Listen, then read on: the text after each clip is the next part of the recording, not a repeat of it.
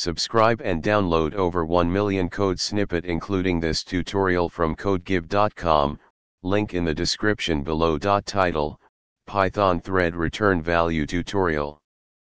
Introduction. Multithreading is a powerful feature in Python that allows concurrent execution of multiple threads, enabling developers to perform tasks concurrently and improve overall program performance. However, retrieving values from threads can be a bit tricky. This tutorial will guide you through the process of returning values from threads in Python. Start by importing the required modules, including threading for creating threads and time for simulating time-consuming tasks. Create a function that performs a task and returns a value. In this example, we'll create a simple function that calculates the square of a number. Next, create a custom thread class that inherits from the threading.Thread class.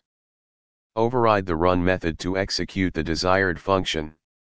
Now, create an instance of the custom thread class, passing the required arguments, and start the thread.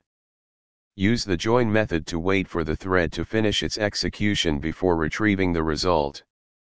By following these steps, you can create and run threads in Python, allowing them to return values upon completion.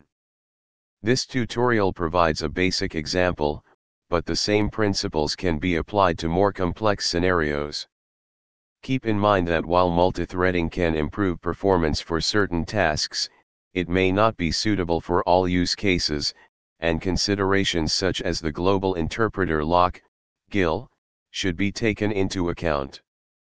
ChatGPT. Sure, I'd be happy to provide you with a tutorial on Python thread return values. In Python, the threading module is commonly used to implement multithreading. When you create threads, you may want to retrieve values from them after they finish their execution. Here's a step-by-step tutorial with a code example. In Python, the threading module allows you to create and manage threads. When working with threads, it is common to want to retrieve values from them after they have finished their execution. This tutorial will guide you through the process of using threads and obtaining return values.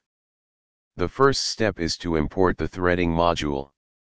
Define a function that will be executed by the thread. This function will perform some computation and return a result. Create a subclass of the threading.Thread class and override the run method. This is where you call the function and store the result as an attribute of the thread. Now, you can create an instance of your custom thread class, passing the function and its arguments. Start the thread using the start method. Use the join method to wait for the thread to finish its execution. After the thread has completed, use the get_result method to obtain the return value. Putting it all together. This example demonstrates how to create a thread, execute a function in the thread, and retrieve the return value once the thread has completed its task. ChatGPT.